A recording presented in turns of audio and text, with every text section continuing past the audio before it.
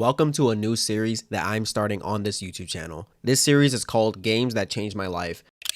This will be a series that is full of games that I've played in my lifetime that hold the most sentimental value to me, whether it's for the story, narrative, the gameplay, anything in that regard. These are games that I just simply can't let go, and I replayed the most in my entire life. In this video, we are going to start off the series with Elden Ring.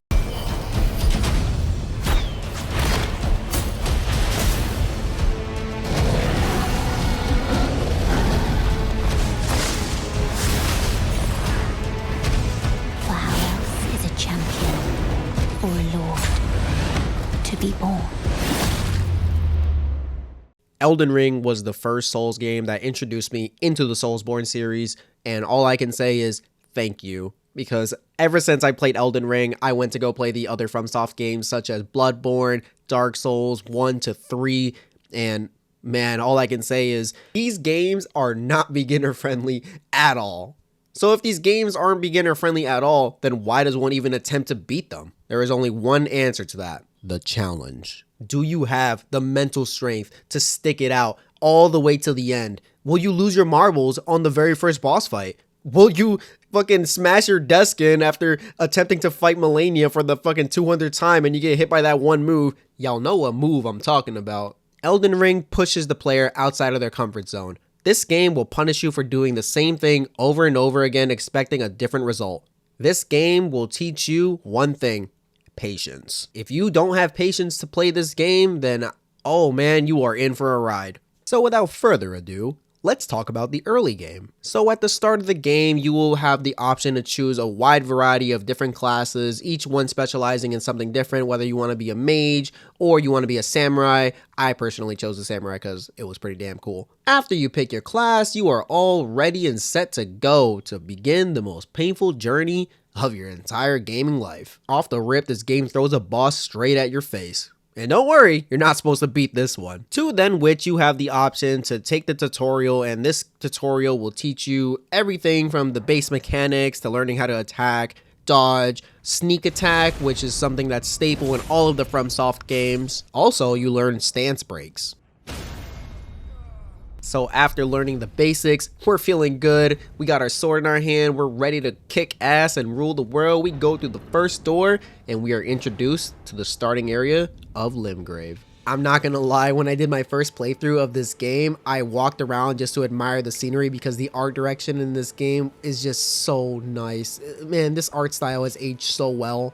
After walking around for a little bit more, it's all sunshine and rainbows. We're admiring the scenery, and then we encounter our first boss, the Tree Sentinel. This thing is literally Black Air Forces in a video game. I have never seen a menace like this catch so many bodies in a video game, and don't be foolish to think that it won't catch you, because it will.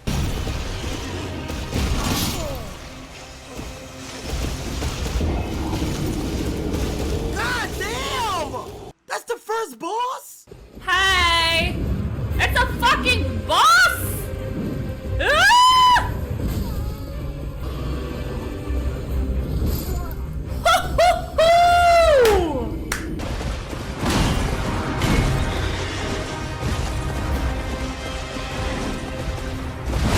No, I thought I was fine.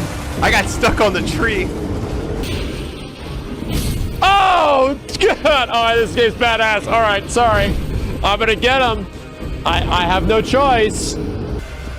What the? No! And I forgot to mention as well, there's also Draconic Tree Sentinel, but we're not even gonna fucking talk about that thing. After that hellhole of a fight, we meet Melina, the most mysterious girl in this entire game, and more importantly, our guide to help us conquer the Elden Ring. Oh yeah, by the way, she also gives us a horse, which is pretty badass. With this horse, we can traverse through the map very easily. This being an open world map, we can go do what we want. We can go explore dungeons, caves, we can fight optional bosses. You can pretty much do whatever you want. And this is one of the reasons why Elden Ring does get criticized to be one of the more easiest Souls games. But personally, I feel like there is no such thing as an easy Souls game. It really just depends on your approach and how you like to take on the bosses. So after traversing through the map, you go through Stormvale Castle, and then we meet Margit, our first real story boss. There was something about fighting Margit for the first time that gave me literal chills down my spine. Just watching him enter as he takes this huge fucking leap and he tells me he's gonna extinguish thy flame. Holy fucking shit, man. I was shitting my pants and I got literal goosebumps because I didn't know what the hell to expect in this boss fight. Proceeding onward after Margit, we are then met with our second story boss, Godric the Grafted.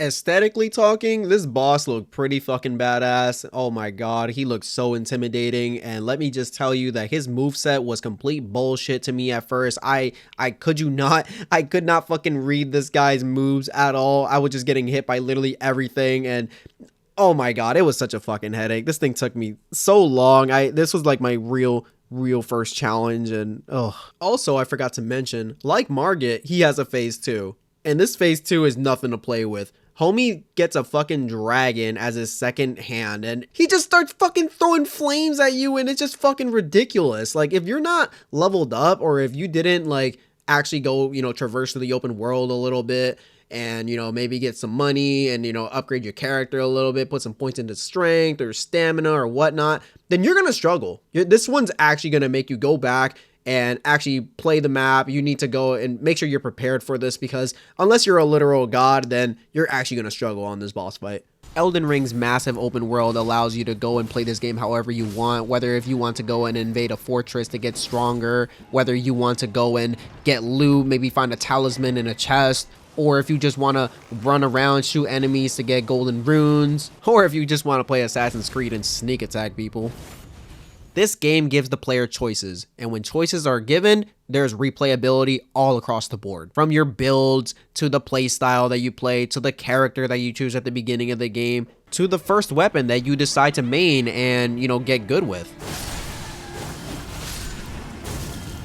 After progressing for multiple hours now, you're about 15 to maybe 25 hours into this game. Depending on how much exploration you've done and how much upgrading you've done to your character, now you're getting into the mid-game. The mid-game will consist of bosses like Sir Gideon, the infamous Fire Giant, and let's not forget about Radon.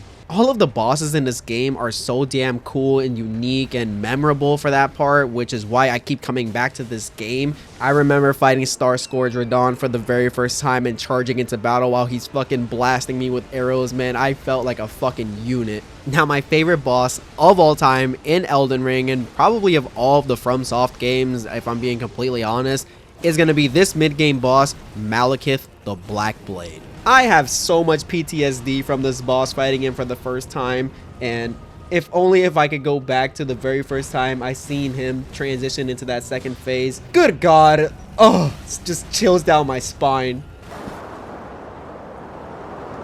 Oh, death. Become my blade once more.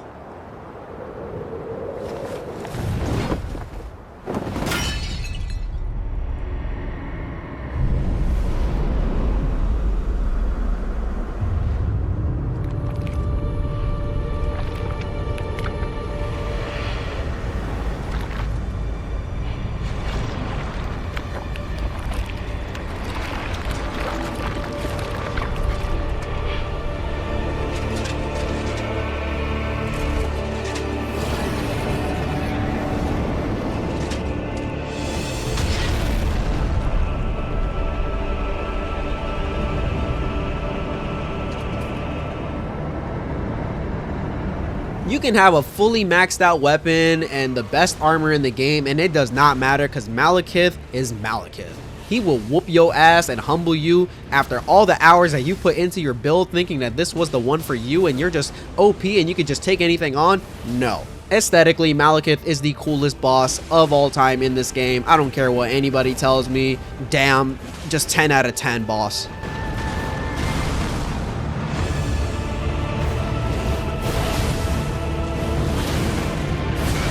As we approach the late game, you start to cry a little bit on the inside because you realize that this wonderful masterpiece of a journey that you've been on is now coming to an end. Everything that you've worked for, all the hours that you've put into your build, everything that you've practiced, all the deaths all come down to this final moment. I'm not gonna lie, when I finished my very first playthrough, when I made it to the late game, I didn't want this game to be over. I really didn't. After putting 75 to 80 hours in my first playthrough, I was beyond hooked on this game, and everything that I've worked towards was now finally coming to an end. I didn't want this game to end. I'm telling you guys, there was something special about this game. Now, I don't know if it was because it's my first Souls game, but the level of achievement that you get and the level of satisfaction that I got when I finished my first playthrough of this game, damn, I just haven't gotten that feeling with like any other game ever. After defeating Radagon, who is literally immune to any kind of weapon, I hope you're using some sort of physical attack weapon because I learned the hard way. Now it's time for your final challenge, the final phase of Elden Ring, the Elden Beast.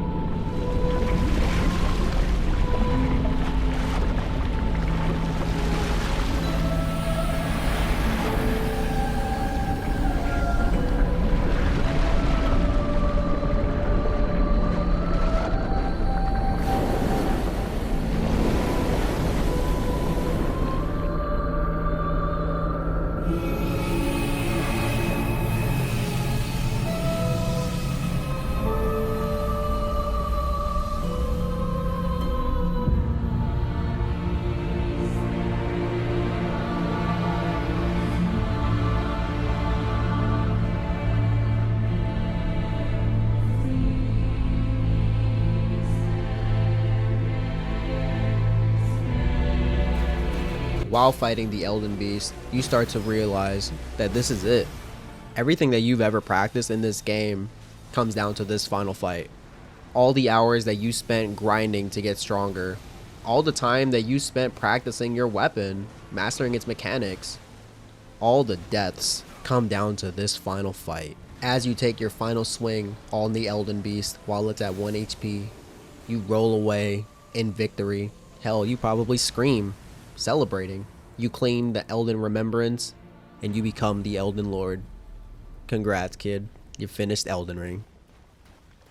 As you watch the credits roll, you see yourself sitting on that throne. The one that you worked your ass off and put maybe 80 hours plus for. You take a deep breath, you smile, and you pat yourself on the back. And you're grateful to be able to experience such a masterpiece of a video game. My name is Junior, and Elden Ring has changed my life forever.